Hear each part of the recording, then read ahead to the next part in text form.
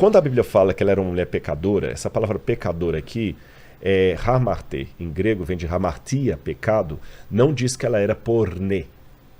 Então ela não era prostituta. Pornê, de onde vem a palavra pornográfico. Diz que ela era hamarté, ela era pecadora. E o que significava ser pecadora naquela época? Uma mulher que por qualquer situação tivesse dificuldade de gravidade era uma pecadora. O quê? Porque eles raciocinavam o seguinte, olha a mentalidade da época que Jesus tinha que corrigir. Se você tem algum problema na vida, é porque você tem algum pecado secreto e Deus está te punindo. Entendi.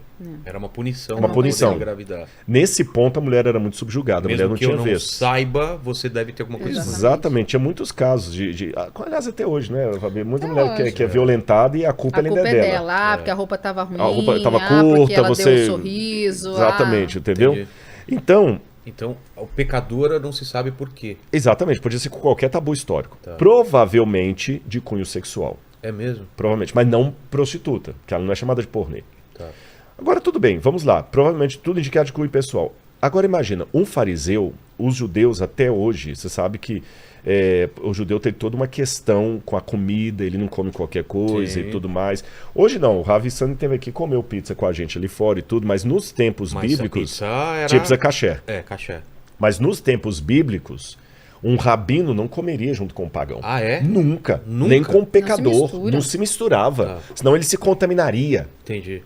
Se aquela mulher era pecadora e entrou na casa de um fariseu sem ninguém barrar, ela tinha intimidade naquela casa. Certo. Você tá entendendo? Hoje, quando a gente chegou aqui, esqueci a Fabi, né? Eu sou a Xará. É minha Xará. A Fabi falou assim, Rodrigo pode ficar à vontade, o Rodrigo já é da casa e tudo mais e tudo.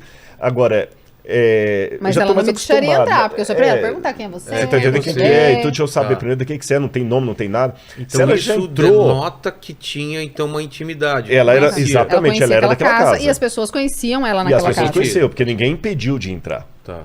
Segunda coisa, quando ela tocou em Jesus, se ela era pecadora, por que o próprio Simão não impediu, ou algum dos presentes? Outro detalhe, o Simão, ele não a repreendeu em momento algum, ele ficou calado e pensou com seus botões. Se esse homem fosse profeta, ele saberia que a mulher que está tocando nele é pecadora. Peraí, vamos parar aqui. Todo mundo sabe que a Titiolina era prostituta da Itália lá. Sim. Todo mundo sabe. Candidata, né? Acho que ela se tornou depois deputada. Foi política. Eu não preciso ser profeta para saber disso. Todo mundo sabe. É senso comum.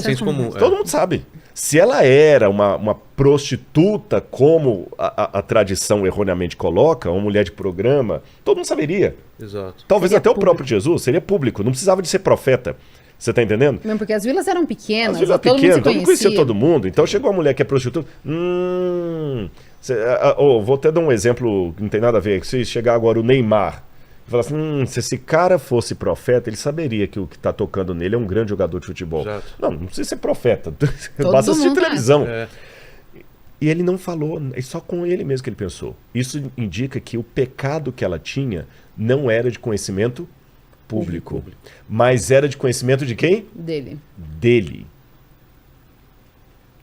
Quando a gente joga todos os elementos de psicobiografia aqui, você chega à conclusão, e você sabe, eu até passo a bola para você, que geralmente quando acontecem problemas de violência sexual contra meninas, mais de 80% dos casos é dentro da família. Dentro da família.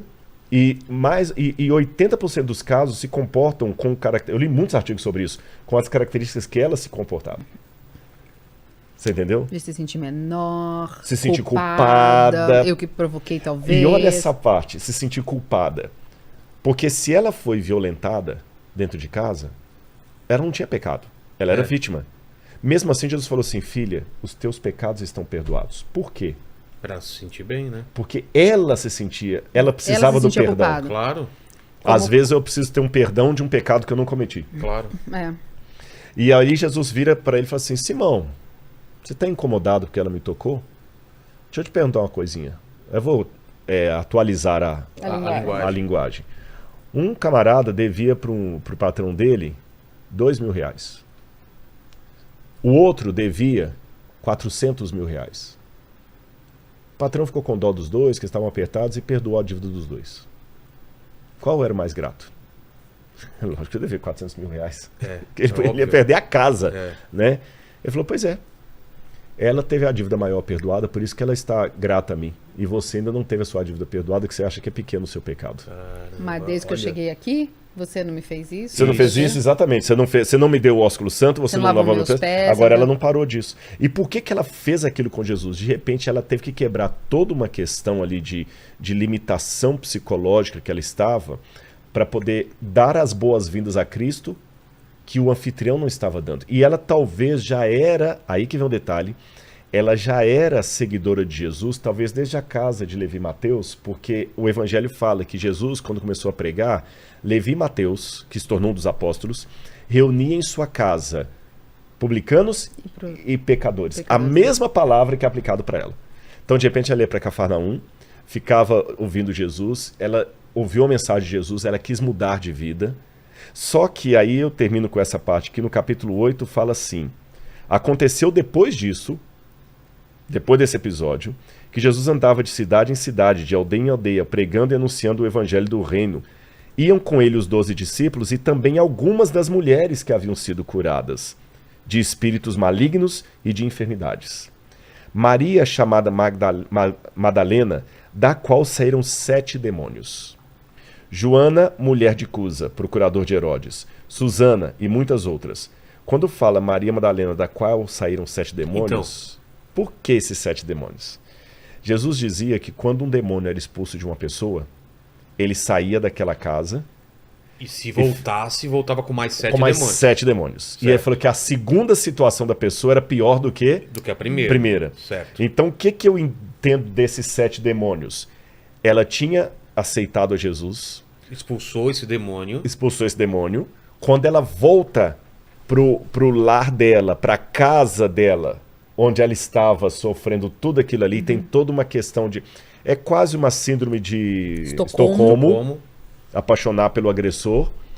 Ele foi e novamente a violentou e levou para a cama, e ela se sentiu pior. Quando ela se sentiu pior, ela voltou todo aquele que ela estava, todo o trauma, eu não mereço mesmo. Aí tem uma série de coisas que pode vir. O eu não mereço, eu não presto, realmente eu sou isso. Você sabe que a patologia de mulheres que são violentadas é muito díspare. Algumas se tornam realmente vadias, vou colocar essa palavra bem entre aspas aqui, não porque elas são não é o caráter imoral, não moralmente sem caráter, mas porque no inconsciente dela formou um negócio assim, agora que ninguém vai me querer, só ele, então eu vou continuar fazendo isso para ele não me bater, eu vou continuar fazendo isso porque é isso que eu mereço mesmo. Entendi. Eu vou continuar fazendo isso, que é o único momento que eu tenho o carinho de alguém. Atenção. É nessa hora, eu vou me entregar. Para o que eu sirvo. É para o que eu sirvo. Ela voltou para aquela situação. Então é como se os demônios voltassem para ela. E Jesus teve que de novo fazer um trabalho de retorná-la para o ponto. Então, essa para mim é uma pincelada do que aconteceu. E aí a história dessa mulher vai desenrolando de maneira maravilhosa, mas Então aí, quando ela volta com esses 7 demônios e expulsa esses 7 demônios, e a partir daí da vida dela, o que acontece? Ela começa a seguir a Jesus. Seguidora. E o interessante é que ela é a única mulher da antiguidade dessa época aqui que é chamada pela cidade dela. Magdala. Magdala. Porque não era sobrenome de mulher, não era normal. Era só para homens. Só para homens. Jesus de Nazaré. Paulo de Tarso. Aí Maria de Nazaré, não existe na Bíblia a expressão Maria de Nazaré. Entendi. Maria de Nazaré tem na música do Padre Zezinho. Você entendeu? Mas na Bíblia, Maria não é chamada Maria de Nazaré. É Maria, Maria, mãe de Jesus. A mulher, ela era denominada pelas seguintes alcunhas, pelos seguintes apelidos, né?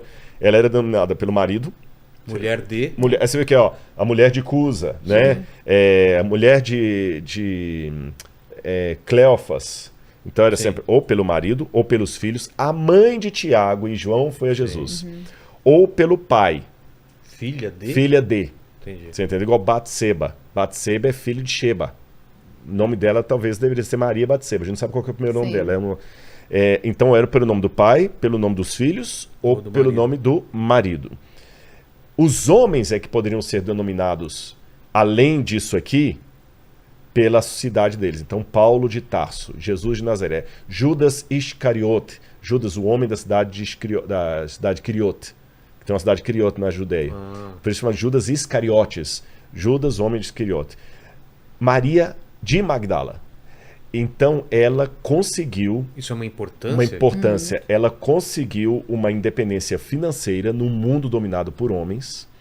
E eu dou vários argumentos ali na minha pesquisa, a partir do Talmud, da Mishnah, da Guemará, do Flávio Josefo, de Filo de Alexandria, de documentos que foram encontrados em arquivos legais da época, mostrando que a mulher tinha, apesar de ser um universo de homens, ela tinha condição de negociar uma casa, ter uma profissão, participar de uma assembleia de negociação, comprar coisas, ter dinheiro. Então Maria era uma dessas que ela conseguiu, e ela foi uma das seguidoras de Jesus que usava até o dinheiro dela para financiar o ministério de Jesus. Entendi. E não era o dinheiro, como diz o pessoal, nem o de prostituição lá, não. Então, quebramos então essa lacuna que existe de por que entendem que ela era uma prostituta ou não. Agora, do relacionamento com Jesus não ser além de ser uma discípula, né? Tem alguma coisa na Bíblia que deixa isso claro ou não? O silêncio para mim já deixa claro. Porque se Jesus tivesse esposa... Isso estaria impregnado em todos os evangelhos. É muito importante para passar. Sim, não dá para você passar. Passado, mas teria algum motivo de esconderem isso? Não, porque não é uma questão nem pro judaísmo, não é uma questão pro cristianismo, o casamento. Diminuiria o número de Jesus? Não. Pelo contrário, o evangelho traz coisas que deveriam ser escondidas para facilitar. E ele expõe a título de didática. Exatamente. E isso não teria porquê. Ou seja, se fosse uma verdade, era algo muito grande para ficar em silêncio. Então não faz sentido, do ponto de vista bíblico, algo desse tipo não tá exposto.